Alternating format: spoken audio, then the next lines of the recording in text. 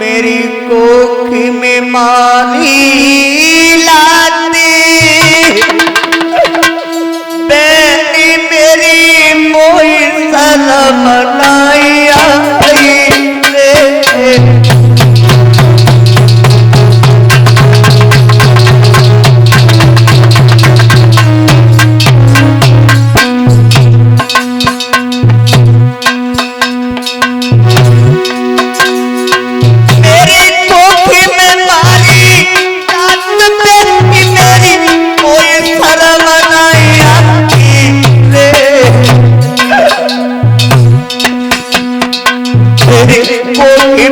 पत्थर पले तेरी में पूत सकी नहीं जाई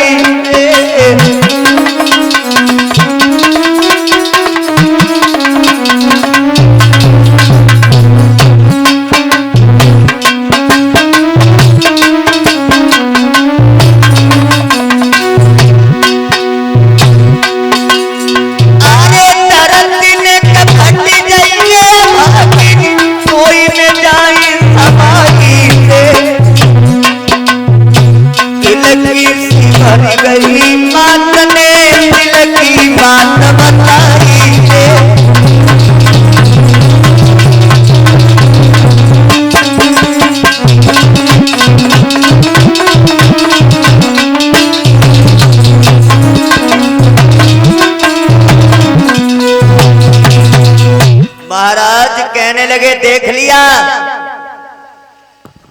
जब इसकी कोई पेश नहीं गई तो बूढ़ी बिल्ली भगतन बन के चिड़िया घर में घुसना चाहती। क्या कह रही है?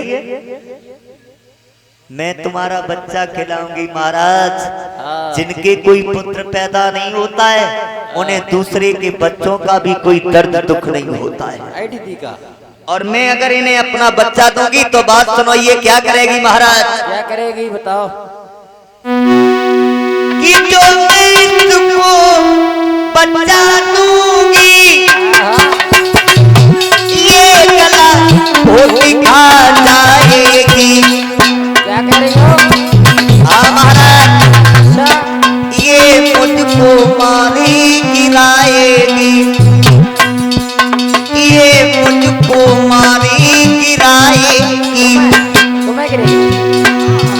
राजा तुमको तेरू खिलाएगी, ये मुझको मारी गिराएगी।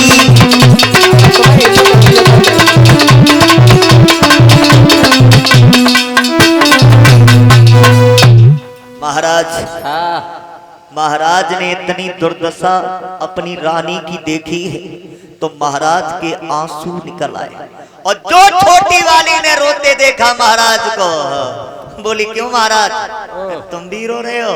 हमें ऐसा प्रतीत हो रहा आत्मा कहते हैं दो जन्म का। जवाब दिया ठीक है, अगर तुम रो रहे हो तो ये रह सकती है।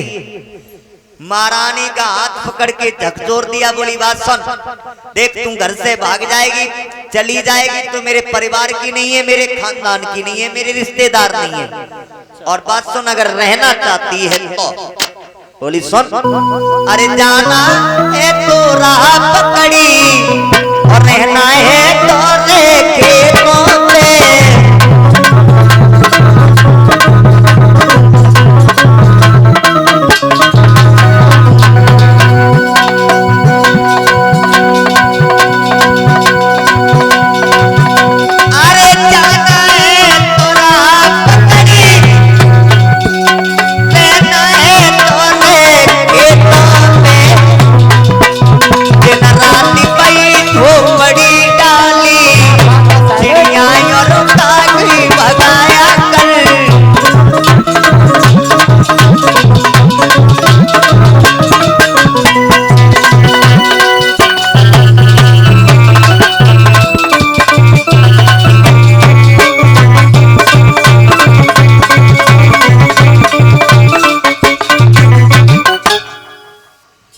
जवाब दिया महाराज, ये सारे दिन तो महलों के ऊपर काग उड़ाएगी और शाम को खेत में झोपड़ी डाल के रहेगी।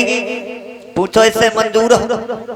जो बड़ी रानी ने अपने पति को रोते हुए पति को रोते हुए देखा राजन, रोते हुए अपने पति को देखा है, जवाब दिया दुपट्टा से। रानी ने आंसू पोंछे जवाब दिया, महाराज तुम क्यों रो रहे हो, क्यों रोए रहे हो पति मेरे, जे तो हमारो भाग्य है, एक बांस देओ मेरे हाथ में, नैनन उड़ाऊं काग में। तो बहन मेरी कह रही बिल्कुल नहीं मुझको उजर, एक शेर जो मोए बहुत है, मैं तो ताई में कर लूं गुजर।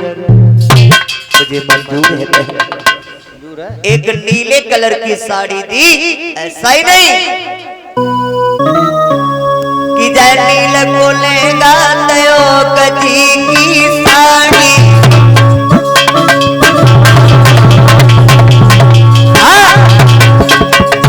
एक फटो सदे दयो यटा में आड़ी। भैया बोली विपत्तियां काटे से कटी जावेगी जब काटे को सामरिया बाई।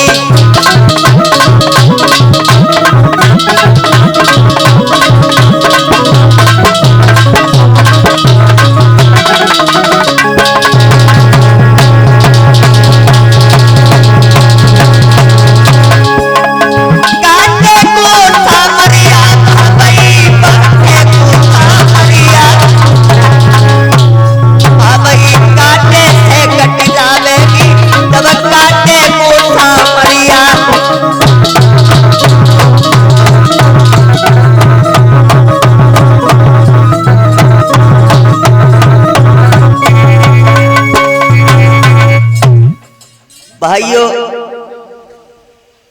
अटा पे काग उड़ाने लगी, एक दो दिन नहीं बल्कि 6 महीना हो गए। छोटी रानी से ने बड़ी रानी के उसके पति से भेंट नहीं होने दी। और पतिव्रताओं का ये नियम हुआ करता है, जब तक अपने पति के दर्शन नहीं कर लेती रोटी की उनके पानी भी कभी चैन से नहीं पीते। जब काफी दिन हो गए, जब कोई मुलाकात नहीं हुई तो पत्थियों से कह रही है वो माँ, हे पत्थी तुम मेरे पति से संदेशा पहुंचा दो, एक बार वो मुझसे मिलने। और बोली है कि पत्थी ले जा ले